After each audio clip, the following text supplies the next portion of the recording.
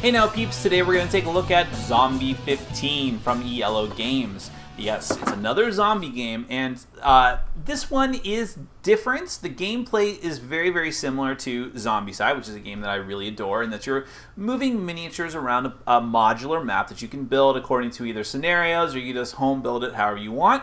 You'll populate it with zombie miniatures, you'll have items, decks, and cards, and you have a certain amount of action you can perform in a round. So there's a lot of similar things to Zombicide. So what's the catch? The catch, and it's right there in the title, is that the game takes place in 15 minutes. It comes with a soundtrack CD that you can just put in your CD player or rip the tracks off it, however you want to do it. And you play one of the tracks. They come in escalating levels of difficulty, and play the track, and you have to finish your objective before those 15 minutes are up or before you all die. If you don't, it's game over for you. So in that regard, it's similar to both Zombicide and also to Escape the Curse of the Temple, Space Alert, other games that use a soundtrack that have you on a timer. Does any of that add up into a good, compelling game, or are they just throwing a hodgepodge of different popular elements together and hoping that it sticks? Well, I played it a few times, so let's go ahead and do a brief overview of the game, and we're going to come back. I'll tell you what I think.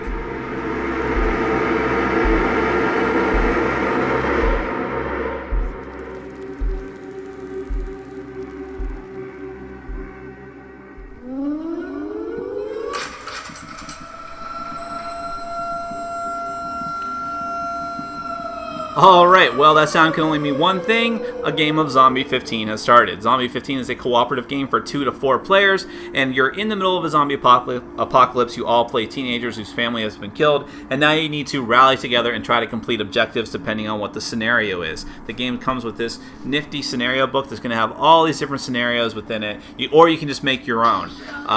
But now, obviously, as you can tell, there is a soundtrack that comes with the game. There's 3 different tracks on the soundtrack, depending on what difficulty level you choose to play as, or whatever the scenario tells you to. And there's a lot of growls too, which I'll get to in a minute. But the game is going to end one way or another at the end of that 15-minute soundtrack. Hopefully, you've completed your objective before then. If the soundtrack ends and you haven't completed your objective, you are going to lose. If all the characters get knocked unconscious, you also lose as well. The zombies devour your brains, and probably the rest of you too. So this is just a general setup of the game. You have a ton of tiles in this game, and they're all double-sided. The scenario will tell you what tiles to use, or if you're doing your own homebrew, you decide how you're going to set up your map. And then each character is going to get a little miniature and one of the different character cards that corresponds to their character. So let's just go ahead and take a very brief look at this right now. I'm kind of timing myself with the soundtrack as well. So one side of the hero cards is always going to have the prologue side. The prologue side is the easier side. There's no special powers that make any of the characters unique, and it just gives you a little cheat sheet here of all the actions you can do on your turn. Now notice around the edges of the cards you have spots for objects. Those are where you can put cards during the course of the game. So you can have a weapon, you can have another weapon, you can have a two-handed weapon here, you can have a heavy object that takes up both your weapon spots, you can hold a light object, and then you can have a spot for search tokens here. And you also have little life point tokens here, which you're going to have to fill in as you take damage. If you take too many of them, you're going to go unconscious in your spot. Now, if you choose to play with the player powers on the more complicated side, however, then every character is different and unique. So Will here cannot move more than 2 tiles per turn. He can collect 2 cards when he does a careful search, and he can carry up to 3 search tokens. He also starts with a customized chain and revolver. Hazel, here's her special side. Hazel can have an extra light object slot that can hold only a first aid kit or a defibrillator, and cannot carry a heavy object, but she starts with a guitar, a revolver, and a defibrillator. The guitar automatically makes her one of the most awesome characters. Let's take a look at Snow. You know nothing, Snow. Snow can have only 2 life points and uses a light object, does not cost her an action. It starts with a baseball bat and revolver. And let's take a look at one more of the guys. Here's Trevor. Trevor's special abilities: you cannot be equipped with a melee weapon. You can carry a heavy object and weapon at the same time, and you start with a double-barreled shotgun and the revolver. And once you have your characters, and once you do the setup of the board according to the scenario, you'll put your character miniatures out, and there will also be usually zombies randomly populating the board. Now, all of the zombie models in the game, and there's like 3 different main models of it, they really don't have any different game effect. They all count the same, except for the alpha zombie, who I'm not going to spoil this, but he only comes out in a very specific circumstance, and he is different. But other than that, everything is the same. You also have this horde box over here, which is where some zombies are going to start off, and I'll get back to that in a minute. So the game is going to begin, the soundtrack will start, and you're going to have 4 actions on your turn, whoever is starting. With those 4 actions, assuming that there are no zombies to be taken care of, you can choose to move. Every space that you try to move is 1 action. If you're inside a dotted line area, that's a search area. You need to spend 1 action just to move out and back into the street. And when you're on the street, you can move from one street to the street of another tile adjacent to it. So you're always moving from street to street or from street into or out of a search area for 1 action. If you're in a search area, you can try to do a search. There's 2 different types of search you can do. You can do a hasty search, which is you flip the top 3 cards off of the search deck here, and however many of them come up as the zombie cards, which are 1 or 2, you're going to have to take zombies from the stock and drop them into your space, which are zombies for you to deal with. But if they're items, you get to take the items and put them along your card, assuming you have space for them. Let's do a quick breakdown of the weapons here. So down here we have the durability of the weapon. Whether it's melee or ranged with bullets, you're going to have to keep track of the durability of this item, and there will be special tokens that are going to let you keep track of it. Every time that you use one of the items, you have to move it down. Whenever it gets down to the end, the weapon is no longer able to be used to be killed zombies, but you can still use it to fend off zombies, and that's where these numbers over here come into play. Now, there's no rolling of dice randomly to determine if you kill something in this game. If you have a shot remaining, you can kill that many zombies. If there are still zombies in your space at the end of your turn, you can use this item to fend off that many zombies. They don't die, but you get to fend them off. However, some items, like this shotgun, are noisy. If the shotgun is noisy, you immediately have to drop a zombie into the horde cup. We'll get back to that in a second. Now, you can also do a careful search, which is that you're going to take... oh, God, I'm feeling the pressure. You can take an item from the discard pile of the stack instead of doing a random top 3 cards off the deck. But that's only if there's a weapon in the discard pile. And if you drop a weapon, you don't get to put it in the discard pile. It's moved out of the game. So that's an important thing to remember. Now, that's one thing you can do. Now, all of that is only if there's no zombies in your space. And there's other extra stuff, too, like... There are, in other scenarios, you might get these search tokens, which some of them, like these bags, can be turned in for special items at the end of the game, like the Lucky Charm. And some of these items also have uses as well. The cheeseburger, recover a life point. Box of cookies, recover a life point and gain +2 actions, and so on and so forth. I don't have time to show you all of them.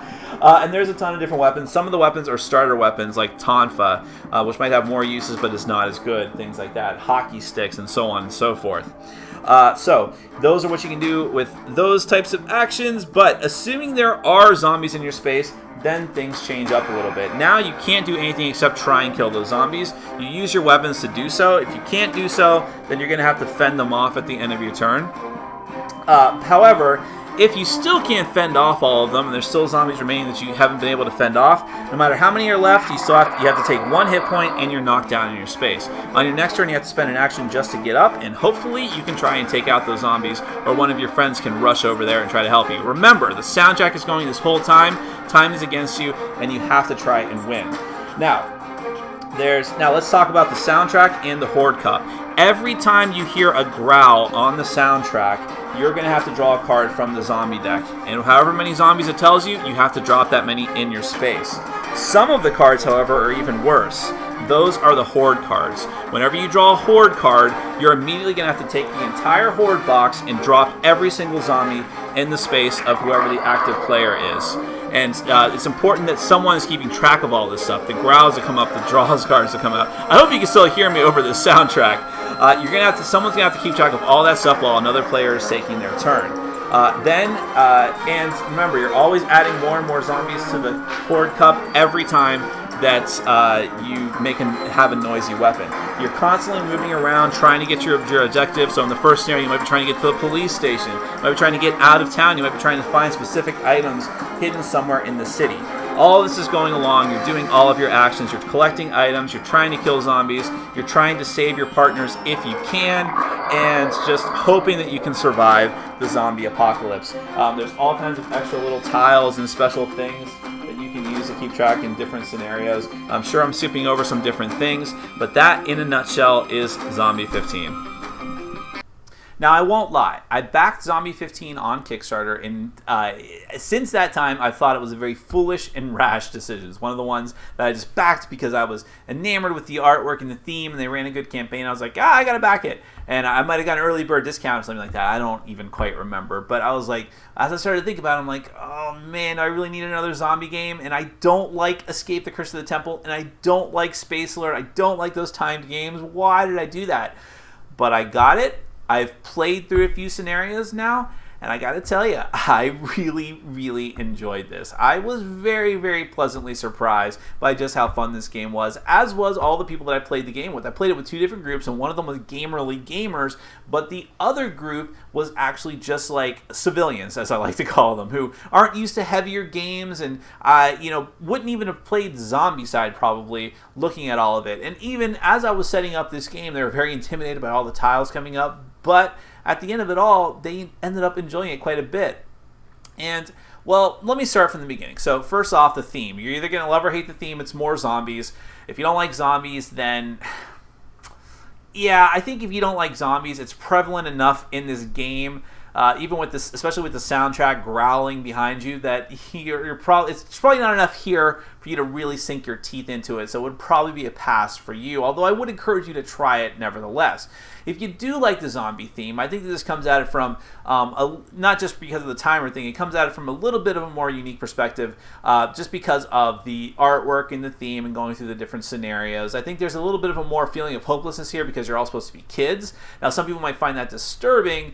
I'm used to watching anime, obviously, so I'm used to there being younger characters than there should be in life-threatening situations and storylines that I watch, read, view, whatever. So it didn't really bother me, and rolling right into that, the components and artwork, I really, really enjoy the artwork in this game. I think it's really high quality. I think the graphic design on everything is really good.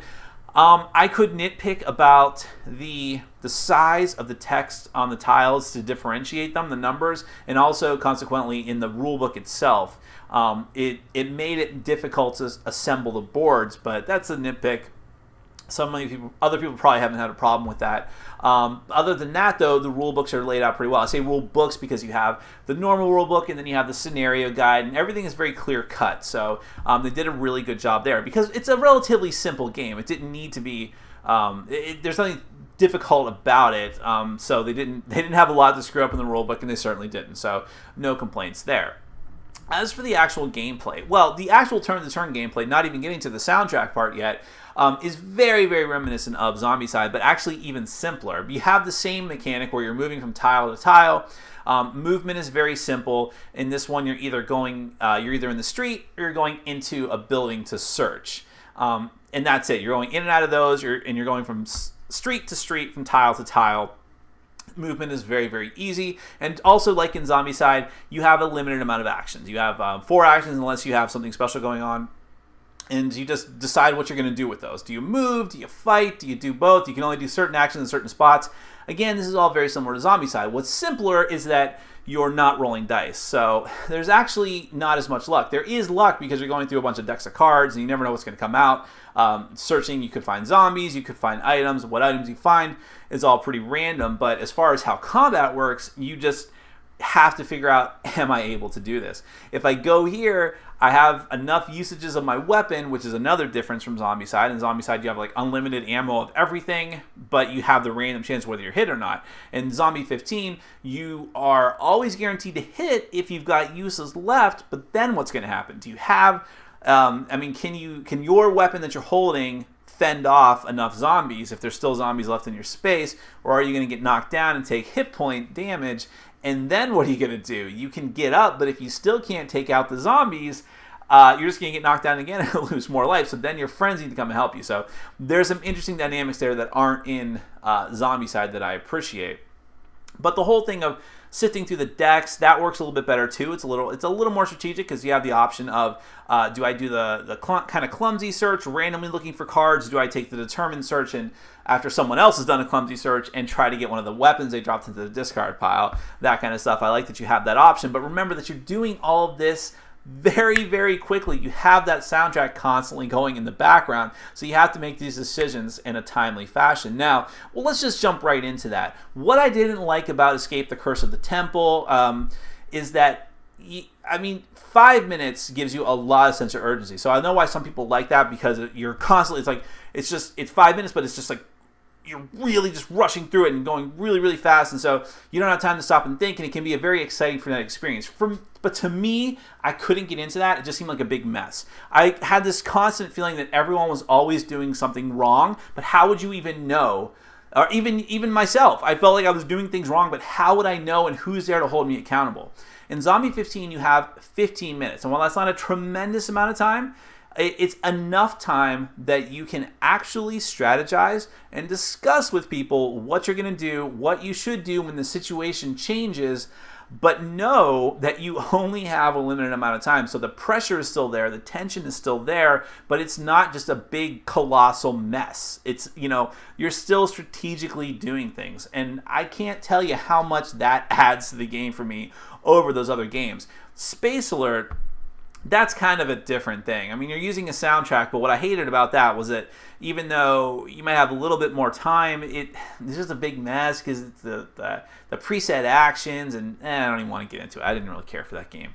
I even liked Escape better than like Space Alert. But for this one, I think it works for Zombie 15. I like that you have the different soundtracks, which have the escalating amount of difficulty. And speaking of that, the first couple scenarios in the book, I would, even though they're super simple and they're super light, I still recommend going through them. This does that cool thing that Crossmaster Arena did a little bit, where you go through the different setups and they will teach you the rules as you go. They'll add more stuff in and make it more complicated. And that is super critical for a game like this, because if you just threw everything into the game in the first scenario and they said, okay, start the timer, you would be totally lost. But now you can work your way up to it. You have a little bit of tension in the first scenario. You're like, oh, okay. Oh, wow, look, we won. There's plenty of time left. Who cares? Then you go to the next one. You add in a few more things. It's like, all right, we got it. We got a plan. Let's do it. All right, it's a little bit tense, but we managed to pull it off. Okay. Then you go to the next scenario, and now things are starting to get heated. And now you're feeling that tension. So they amp it up really, really well. I like that they have the kids have different powers, and again, you can use the simpler side or the easier side, but I recommend, even almost right off the bat, using the special player power side, because that makes it that much more fun, and having different starting items. I like the way the item systems work. It's very simple. Everything in this game had to be kept simple because you're working on that timer, but it's deep enough that it just works. And even all the artwork on the weapons is really cool too. I do like the durability thing as opposed to just randomly chucking dice and hoping that they hit. But and then weapon breaks, throw it away, search, find the new one. Really, really cool. But knowing that searching can be dangerous too. And finally, I guess I would say the Horde Cup and how the zombies themselves. Now, I guess I can complain a little bit that all the zombies are mostly the same. But most of the normal zombies are just different sculpts, but other than the alpha zombie. But really, it has to be kept simple for this game. I'm sure if the game does well enough, there'll be expansions with toxic zombies and berserker zombies and such. But for now, they're just very simple. But that Horde Cup, that's a really cool thing, assuming that you can actually manage to remember to do that. I would say that's another complaint about the game too, is that you have to really be listening for the growls in the soundtrack. It doesn't help to be playing this game when there's a lot of other games going on around you, and it can get kind of loud because someone's got to be listening for that growl and make sure that they hear it. It's pretty loud, so it's pretty unlikely you'll miss it, but just in case, someone has to be on that duty while another player is taking their turn. So you got to remember to draw those cards, and you got to do it fast. You got to drop those zombies out there fast, and then you got to, if it's a horde card, whoosh, and that's a really cool thing when you just see a horde of zombies pop into the board, and it's like, what are you going to do now? And everyone has to rush to help that person if there's too many zombies. So very, very cool thing. I was really enamored with this game.